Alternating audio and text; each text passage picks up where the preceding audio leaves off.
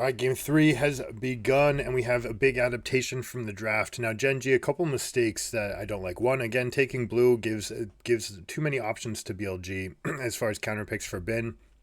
But also the thing more importantly that I hate from this draft is the Kindred. It is so difficult to make Kindred compositions work. That said, if you are going to make it work, this kind of makes sense. You've got an Annie that can set you up. You've got Ornn that can set you up. So it should be a fairly aggressive position being taken by Kindred. But the other major adaptation to talk about is the Blitzcrank being used largely as a counter to Kindred.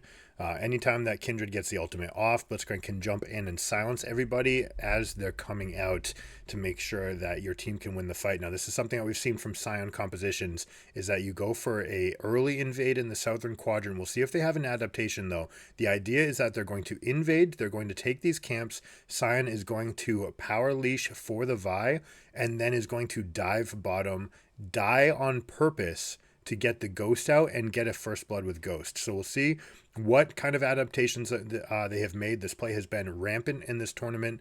We'll see what they're opting for, and it looks like they're going to try to bring Ornn down here as an answer. What I'd like to see is full-on lane swap. I think lane swap is the very best option available. Also, right here, dangerous for Peanut to ever go into a more aggressive position because there's a Blitzcrank. Now that the Krugs are up, they can actually hide themselves, and that was beautifully done. Krugs being up means that they actually use that as a hold for themselves, but BLG turns it into their own little advantage, leashing the Krug and actually taking it, smiting it away, meaning that BLG is going to get these two camps to start the game. Peanut's going to have nothing, Peanuts to work with, and suddenly, because they warped everyone away, what are they going to get in reaction? Now, Scion has a couple different options, right? He could continue the play down in bottom and actually go for the int, and it looks like Kindred is going to respect that play because they had not seen the teleport yet, so they stay in bot. This means that Vi comes out 9 CS ahead. No, 5 CS ahead. How did Kindred get a camp? I didn't see it. I'll have to see. Raptors are gone, so I must have been able to tuck away and get that. Did not see it come over. But either way, because Scion didn't immediately teleport top, Kindred did not just recall to use the slight amount of gold and then go over to the camp. It would have been slightly faster than going across. Because they go across, because they hovered for a little bit longer, Scion was not able to do the play. But it does mean that Sion's able to get up to top wave. Now, something that is worth talking about, after these plays, both top laners don't have teleport.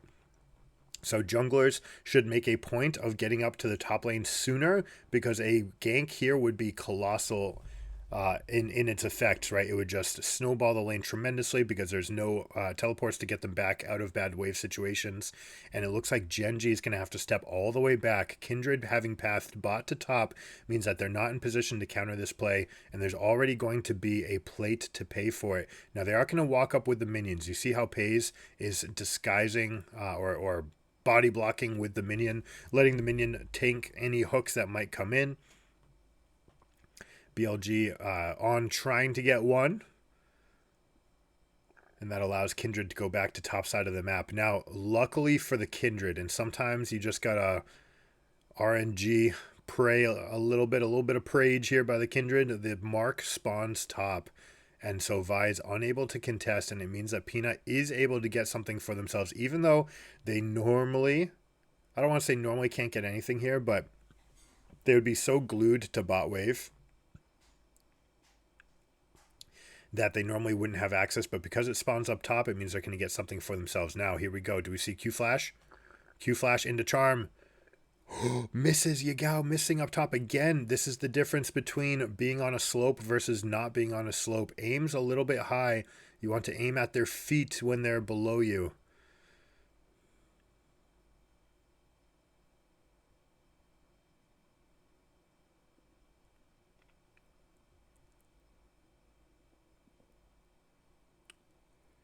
That is going to feel very bad for BLG, having used Flash, not getting the play, teleport down as well.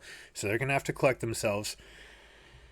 That said, they do have Scion versus Ornn. Scion is going to freely scale in this matchup and get enormous. Doran will help his team, that's true. Ornn is never going to be not useful. The wave push will favor him as soon as he gets Bomby Cinder as well. But once we get 3 points into the queue, Scion will have no problem clearing waves. And they're just going to start ping-ponging this wave back and forth. We do have Grasp being used here. And what's this visual bug? Why is there a 1/2/2 on Scion's spell here? I don't know. I'm going to assume that that's grasp, but I don't know. Why would it? 1/3? Huh? Sorry guys, I'm distracted. What is this? BLG. If you look at his summoners, you've got flash teleport, and then normally this is where you'd have the summoner spell, and I'm trying to think what could possibly be, or not summoner spell, but the capstone. I'm trying to think what could possibly be showing that number, and I'm just blanking on it.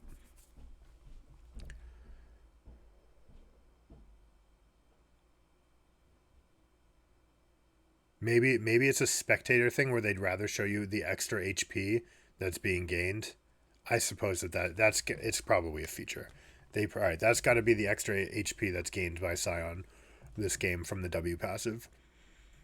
That's what I'm gonna assume, at least. All right, now early aggression from Tibbers being used to full extent. I like what Yagao just did there. You taunt it into the turret, but these players are going to be masterful at kiting with it. Only problem there is that you gave an extra 50 gold. So yes, you created the push for yourself and you got yourself a favorable wave state, but it was at the cost of essentially another cannon. So we'll see if Yagao is able to turn that extra gold into anything from mid lane, right? That's not going to show up in the numbers, but that does add up. You kill Tibbers 2 times. It's like getting another assist. All right, what I'd like to see from the Kindred and Annie is explosive plays, right? I want to see them move up together, push up the lane together, and get out into the map together, especially with Thresh. There's a lot of playmaking potential. Same can be said, though, too, about Blitzcrank, right? Blitzcrank and Vi, very nice combination. Vi can lock them up in place from long range, makes them very predictable for the Blitzcrank to be able to hit.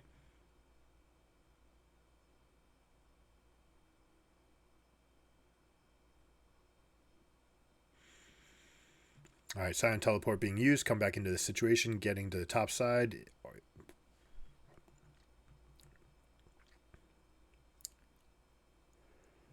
Where are the points of strength going to come from GenG? Definitely wants to get the mark whenever possible. If you're Peanut, so Vi actually just pulling the wave away, saying, it's going to take you a little bit. The camp is going to reset, but this is something that you can do with old resets that you can't do with the new reset mechanic. This is a Season 13 change that when the reset happens, it starts slowly regaining health before quickly doing it. And because of that, it walks back into the pit, and Kindred's able to get the mark for themselves. So Vi showing ultimate respect to Kindred. Kindred has to take these advantages, right? The marksman advantage, the rain advantage that you have from this positional contrast means that you want to make those plays. Oh, a little bit slow by on. You want to make these aggressive plays. You want to get in because you can kite around someone like a Vi. Vi should never be able to hit you pre-6 because you can just dash around, right? When in response to her Q, you continue to deal damage, and it's just not a fight that Vi can ever take for themselves. Not only that, but even if they ultimate you, you're going to be able to get Lambs or Spite out. There's basically no situation where Vi is going to want to take fights against Kindred unless they can get continued CC, right? Oh, beautifully done. Vision up. We got Jinx Rocket going to come connect as well. Rarely seen Jinx Rocket being used for damage in the early game, but it definitely pays off with a lot of extra damage there. And they get the kill for themselves with the Blitzcrank roam. Blitzcrank spotting Annie while sliding over. Now Annie with the fast Lucid Boots and the Lost Chapter, right? Farming very well for themselves despite getting killed right there. Is going to have plenty of opportunity to cast multiple Tibbers for wave clear, for wave advantage, and to make more plays around the map, right? This is something you want to do with Annie. Get as many plays in as possible. And look at the damage that Doran was able to do up front to Scion. Peanut comes in and cleans it up. So apart from the death on Annie, everything looking as good as it could possibly look for Kindred. Getting that early pickaxe, not really needing the extra attack speed because you get so many extra darts from the Q. You just want to have that extra AD. What is this move by Yagao? I can't imagine that was a bait.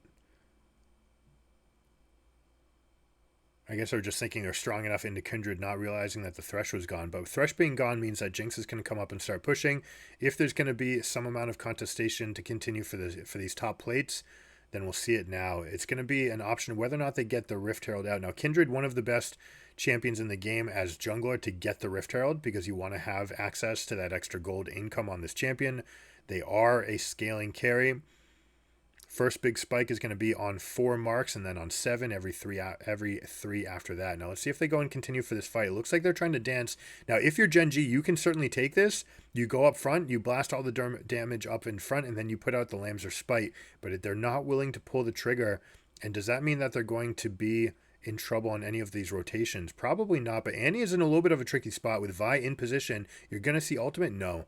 They get far enough on the corner that Vi says, I don't want to take this ultimate. There's too much chance that there's a Thresh or Kindred nearby. The upside for BLG is this whole time you've had Jinx versus Ornn. So Jinx has just been pushing up. It is, kind of an immovable object, but long range advantage. You're going to be able to get the push out. You're going to be able to get plenty of solo CS and farming. There's not really much threat from the Ornn unless they can get one good chunk out. If they can get one chunk of trades and get you to about 60%, then they can swap over. But normally, a lot of Ornns, I don't want to say normally, but a lot of Ornns are going to go Summoner Spellbook. And they do it so that they can actually try to kill you at level 6. That would have been available to them right here. Having Ignite with Summoner Spellbook on top of the ultimate to try to kill Jinx. But is unable to do it with the Grasp build.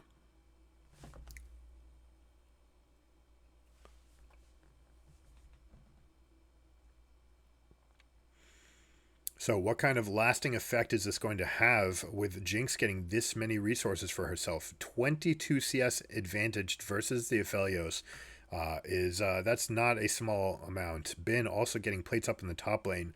The Scion special. We'll see. I don't expect to see any inting Scion strats at the MSI stage, but Baus has shown that there is some nuance to it and there's some availability to it.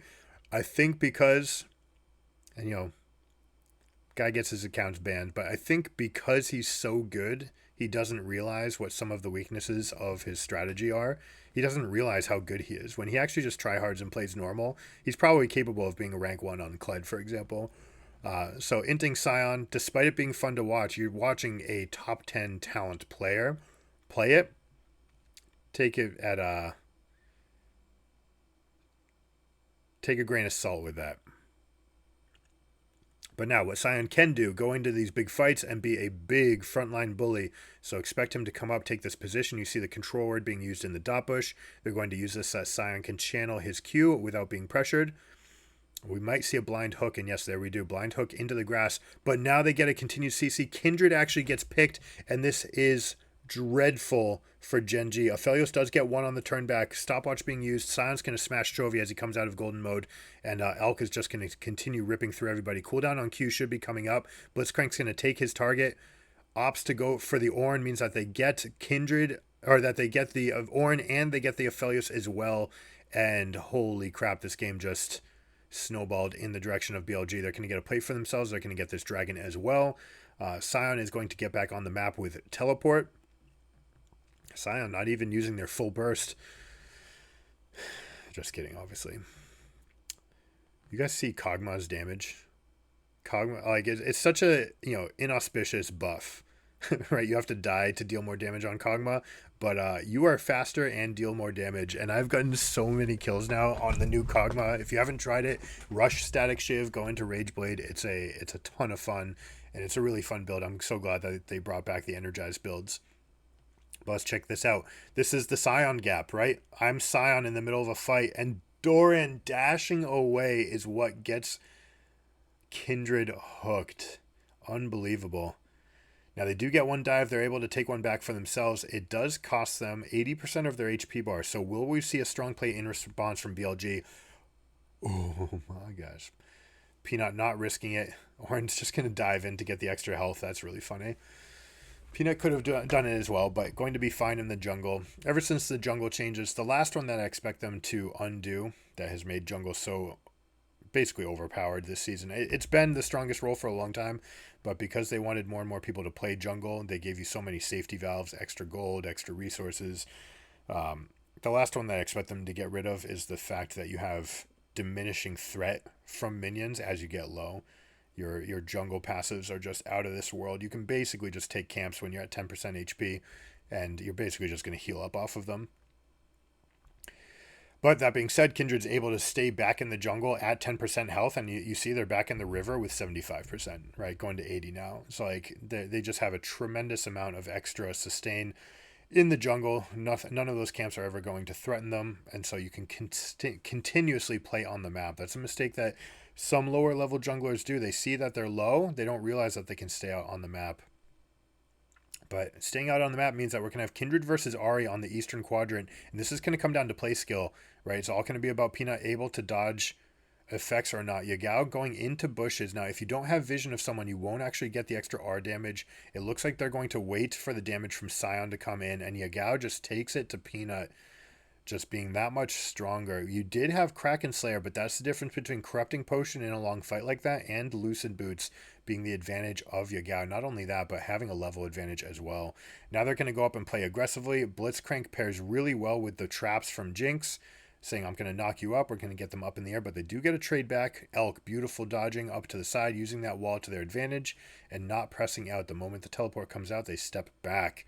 Now, BLG willing to step back because they're also winning in the bot lane, right? So Bin is going to take this. Jinx and Ahri, very measured on their attack, their counterattack.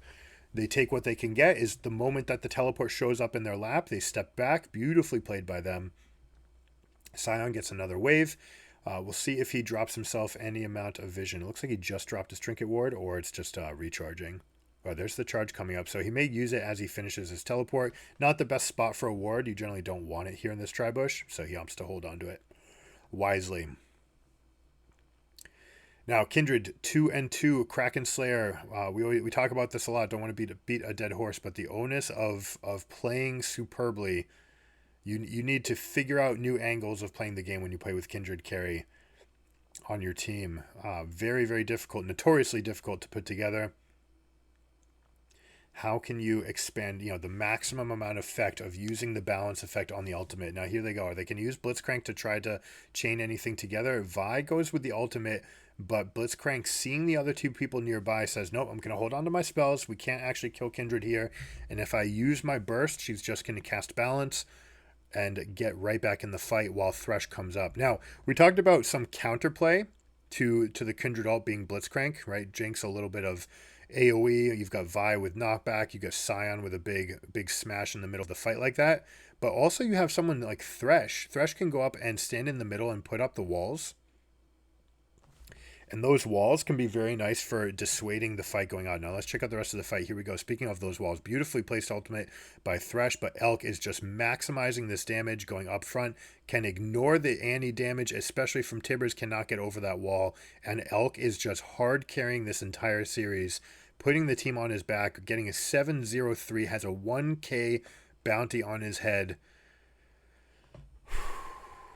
And the tempo is rising right now. There's not even a Baron on the map, so they're just going to go for maximum structural advantage right here. They're definitely going to get this one. They may opt to step back for better tempo play. They're just going to let the Herald go in and crash it in, realizing that it's not tremendously important to actually get this turret down. As long as it gets under 1/3 health, which it will do from that crash, from 3,300 to 1,100, as long as it's 1,100 or less, it will not heal past 1,100, right? So every third damage chunk is what matters, what sticks on these base turrets. Only on the base turrets, nowhere else. But these base turrets will heal up to 1/3 intervals. Now here we go. See, like this is one of those examples that we talk about where Kindred just has to use ultimate just to buy themselves 3 seconds in a fight, and they're not actually doing anything. Not what you want, and it's the reason why I hate this champion in pro play. Very, very few compositions that I'd want to have Kindred in. And you see, like, having a real, we'll call it a real ultimate. Having a real ultimate lets you play forward and play aggressively. And we know, like, if you gave infinite sustain or infinite tankiness to one character and infinite damage to the other, the damage one's going to win always. That's how this game works. It's going to take a while. It might take a while based on how tanky they are, but all you're doing is delaying the inevitable. You have to actually present threat, and when that Kindred ultimate is used and you're not threatening anybody, then what are you getting out of it, right? What you'd like to have, and what is very difficult to create, is these situations where, all right, I'm pressing for 1v1 outplay, press, and you consistently go for it because you have something in your back pocket that says, okay, if this doesn't go well, then I can cast this and resume the fight at 25% HP. Oh, beautiful hook there. Are they going to be able to ult their way out? I don't like that Orange stepped back to his teammates there. It actually gives Vi a chance to ult their way out, but it's not going to be enough. So ult cooldown is down. GenG is going to reposition in time. But what I was saying about Kindred, right? That ultimate, you need to press it knowing that, hey, it's a coin flip now. I either win the coin flip and I don't cast my ultimate, or I lose the coin flip and I will cast my ultimate, and then I get a second chance. So it's basically like you give yourself 3 out of 4 chances to win a fight. But you have to be willing to gamble with Kindred. Not only that, but with the marks. Now let's check out this fight. Look at Bin's position way out in front. Now you see Ornn flashing for the engage. Beautiful use of ult into flash ult, bypassing the Scion frontline effect, but it's not quite enough. Now this is the kind of situation you want. You got the proactive fight. You got kills up in the beginning of the fight, and it allows you to step back and kill the Scion. That was masterfully done. Well done, GenG. Being super proactive, allowing yourself to go reach for the kill, and then you use balance to stop the counterattack. I keep calling it balance. It's, of course, Lamb's Respite, but if you've played Magic the Gathering, you know the card balance just recreates or evens the game state. I'd like to see, make sure that they get a little bit of poke. Now, we could see a hero play from Jinx.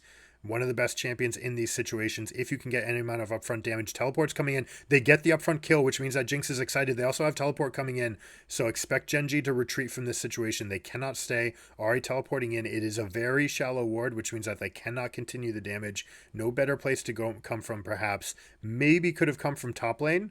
And Pincered, right? Actually just start guillotining, getting the two teams to chop together and force the fight there, because there were no ultimates left up from the side of GenG. They were trying to take that Baron. So very good 3v5 defense there from BLG, showing the power of cooldowns.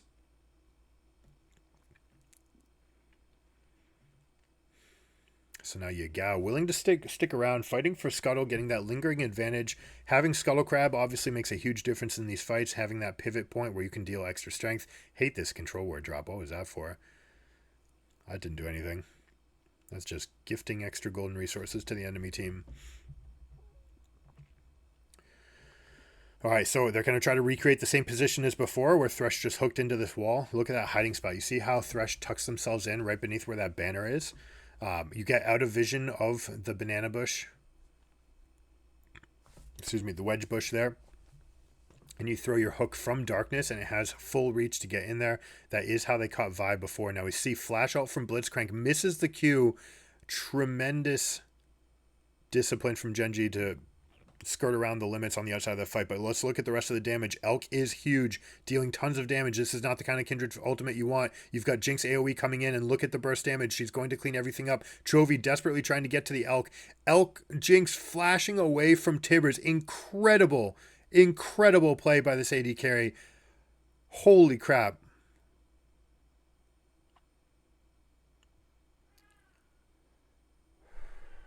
Gale Force into damage, testing the limits, able to go 1-for-1 here, but not enough, and Kindred actually gets the cleanup. Now it's going to be with Scion running away. Now this is actually Kindred favored, going to jump away from Scion, even if he had ultimate, would be able to skirt away. We'll see if Scion's able to find any kind of angle. It would be so random for Scion to be able to get a kill here, but can you corral the Kindred enough for Blitzcrank to get this kill? If you do, and you get syncopated backs, the step to the left, what a misstep. Peanut with another mistake. Had it juked and then walked back into the hook. Oh my goodness, I have to imagine that this was a misclick on the rock somewhere that made them step back to the left. They do get the ult on Pays, but not the Q to follow it up. And let's look at the rest of this fight. You see the tankies that go so big. Blitzcrank having separated them slightly. And the fact that Thresh, look at this wedge. This Raptor wall is creating a wedge around the team fight for them. And they're separated, right? That means that they're a little bit better for BLG to consolidate their damage. They're able to get the upfront damage. I'm not sure if Elk actually flashed away from anything meaningful. looked better in real time. I think that they may have just done a reactive or predictive flash. Don't know that they needed to do it. Maybe it was just to get away from Tibbers. But oh man, this catch onto Ornn is going to be a big deal. GenG, such a big deal that they're going to say, you know what, you can have the Baron. We're going to take Dragon, but we know that this trade favors Billy tremendously. Dragon Soul will still be on the table. The threat of Dragon Soul is going to be more than enough for them to get more action done. They've got a 4K gold lead, 4.5K gold lead, and they're going to be pushing. Now, this is something that you never see in your solo queue games, and sometimes even in pro, you rarely see. Knowing that the enemy team is going to go to Dragon, you shouldn't actually immediately recall from your Baron. Go and start pushing immediately. The instinct that most of these players have is to go recall, spend their gold, but the much better play is often to step up immediately into the pushing wave and at least getting meaningful chunk of damage. Remember, like I said, every third of the health bar that this turret misses is going to be permanent. It means that they're able to aggress mid and top together, get the mid lane turret. So now they've got an exposed inhibitor in mid lane, and they've dealt some meaningful damage. It immediately brought GenG back into the defensive position. It allows everybody to get back and recall out. And even though it is a cloud map and there are some faster rotations available to the defenders, the offense can use those as well to create threat like this. So they actually expanded their lead before shopping, right? So now they've got full 5K plus in the inventory, and how are they going to consolidate? Well, I expect them to go for a mid and bot push. The reason that you want to go mid and bottom is that you can get lingering southern quadrant vision, all right? The name of the game is going to be turning this Baron lead into a Dragon lead. So they want the soul in 3.5 minutes. Luckily for them, they're going to have 1.5 minutes to push, more than enough time to create threat. Now, GenG is saying we're going to create a trap bush while you're coming in. They might actually get something for themselves. In fact, they probably will. Soon is able to get the stopwatch out. Is it enough damage for the team? Probably not. And the GenG trap bush is able to get a pick. Beautifully done. Now, were they able to track all the ultimates? Thresh ultimate, Ornn ultimate are down, but they don't have others. So you might see BLG just going straight forward, and they do. Beautiful macro decision by BLG, punishing that position. Yep, congrats, you got a pick for yourselves, but we're still strong enough to go get this inhibitor. Now, normally you'd have to get a slow push in mid on top of a strong push in bot, and that would be enough to get the inhibitor. But because Vi spent her life, they were able to get more here. Now, I don't like this aggression here. You're playing way too risky. Ornn's teleporting into the fight. Peanut has to use the ultimate early, which keeps Bin alive long enough. Now, Scion Ghoul is going to be a big deal here. Expect him to deal tons of damage. He does get a bop kill for himself. Jinx getting the rest of the damage. Elk is enormous, trying to step up. BLG, because they are that far ahead with Elk on Jinx, was able to survive this play. I don't like that they pressed that far without Vi. They had gotten what they came for. They did not need to reaggress. But that said, coming out of it, as we rake the coals, the inhibitor is down. No more time on Baron. 2 minutes on Dragon. Expect to see a split pusher up in the top lane like Scion, and then they're going to push out into bottom, creating 2 maximum points of pressure on opposite sides of the map. The super is already coming in on mid, so they'll have that point of pressure that will allow them to get extra vision around Raptors first and then move it further into the southern quadrant. Eventually, Scion will just step back. The best thing he can actually do as he's leaving is to create a slow push. Now check this out. Upfront damage, gets a chunk onto Peanut. Peanut actually using the ultimate way too early. Scion had no damage left, means that the Bin stays alive longer. And this is what I'm talking about. The onus of perfect play goes onto the Kindred. It's just not there, right? Scion had nothing left. There was no more threat to Peanut, but because he's on 10% HP, he uses the ultimate, trying to keep himself alive, inadvertently keeps the Scion alive. And then that extra difference, right? Staying alive an extra 3 seconds means that the Scion ghost comes out, the Ghoul comes up and starts wreaking havoc. The entire team has to retreat. Well done by Bin to int for the win. You know, maybe Boss is onto something. All right, so we check out the Siege. They opt to just put a slow push into top lane, which is what we were talking about. If you want, you leave the top lane with a slow push, and then you bring your champions down here as a 5-stack. This will create imminent threat in about 45 seconds to top lane. Look at that wave stacking up because it's a bigger wave and you have the supers coming in. If nothing happens, BLG will just win the game. You see Shurelya's being used by Thresh just so that they can get over and rotate in time. They want to do it quickly. The reason they use Shurelya's is to make sure that BLG can't interrupt any amount of recalls or motions. So they use Shurelya's to rotate over. They clean up the wave up in top lane. They clean up the supers. And they take minimal damage to their base. Absolutely love that defense by GenG. BLG is playing it correctly, but that is the most staunch defense from GenG. Now, the thing that Billy is going to be able to get for themselves is lingering vision as the dragon comes up. Now, we'll see if Sion opts to all right, so he teleported into position for the fight here. Another option would have been to go to top lane and just ult into the base from there. And now that's the play that it would make the game about that play, and you just don't need to do it when you're winning. That would be something that you can do if you're losing, but with your team up 5k, they can just win this position for themselves. They've got the soul, which means they're going to have the extra cooldowns, the extra haste. They're going to be flying around this map. You see how they're just moving so quickly. All the rotations are going to favor them, which is especially important with this super already coming in mid-wave. They're going to come down bottom as well and try to take this wave. Now, the advantage that they have is no matter what angle the defense takes, this offense can always just move up. Oh, so that must have been a misclick. Q's into the turret as they're arriving. There's no reason ever to do that. But has to flash out. But this is what I was talking about. The defense has to stay long enough to clear the minions.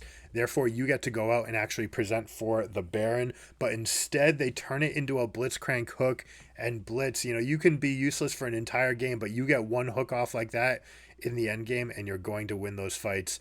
So he gets it for themselves. They don't even have to use that much. Jinx Rocket is down. Blitzcrank Ultimate is down. GenG, really no good options. There's nothing good here, right? Supers are still coming. You can have slow push coming up in top wave because of the level disparity. They've got the inside line on Baron for themselves, and they've got a numbers advantage. Luckily, it's just on Thresh, so you do have more of the power available to them. Ornn might try to go for some kind of pressure. Let's look if they go. Hard engage on Vi.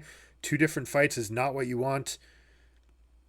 BLG is going to be able to spend their gold much more effectively if it's not just consolidated onto one champion. So that means Annie has to pay the price, but Vi is dead as well. What's the continuation on the damage here?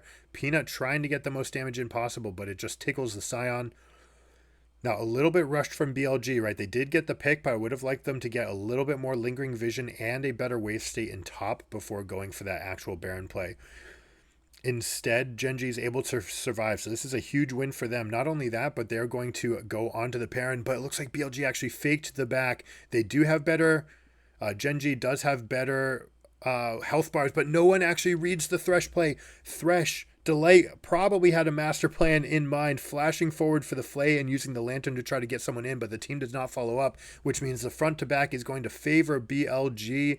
No one gets into the back line. They're not able to punish the low health bars on the carries, and it means that they jump ahead in these picks. 2 different members are down. Now let's see, can Annie recreate something for herself? She's going to go teleport just for advantage. No, this can't be right. I do not. Oh, I hate that use of stun, Chovy. Vi is unstoppable. You're not going to get it. And because she's still traveling and she's going to have that lockup effect of when she knocks you up, she's not doing anything anyways. So that stun is essentially wasted, meaning that you're not able to get yourself out and you're not able to stop the rest of the damage. A massive punt there by Chovy, honestly. So now this game well and truly in the hands of BLG. With the game state cleared, they've got exposed inhibitors. They've got a tremendous gold advantage. They've got Soul. They've got Baron. The Dragon's coming up in 2.5 minutes, which is perfectly timed for them to create a push. Expect to see Sion in the top lane with 4 mid, and then you're going to have the Sion teleport over. The mid laners are going to push up and then try to get vision in the southern quadrant, specifically in front of the Raptors and in front of this little bend right here. Boom, right there, that little spot. Look for them to control that vision, and when they do, to look for some Blitzcrank picks as enemy team goes for rotations. Now, something that you can improve on, when you have this leading game state, do not just shove the wave down. You actually want to wait. You want to make the enemy team sweat it out. You've got the lead. They cannot step up to you. So in those situations, kill the casters so that your wave survives. And then just let them gum up on melees, right? Let the melees tank for the longest amount of time possible. It allows more minions to get into position. It allows your other waves to reinforce. Live right now doesn't matter as much because waves in live patch are actually showing up faster, so you're not going to have this syncopated change in rhythm. But for these situations, right, that mid wave could also be barreling down, and instead it's not. But they're going for the win with their wallets, going in for the full damage onto Aphelios. Now the full counter engage of Kindred into Vi, not enough, gets knocked out and gets killed, and they use the full engage potential of Vi to just steamroll this, and really this is just a wallet slap where they go in with all that extra money, all that extra stats, and Elk with a masterclass on Jinx, playing this game so well. BLG moves on, and better luck at Worlds, GenG, if you can make it. Man, he's pumped. Love it. Hope you guys enjoyed it. If you like this video, please consider liking and subscribing. It helps the channel out a lot. I'll catch you guys next time. Keep it surreal. Peace.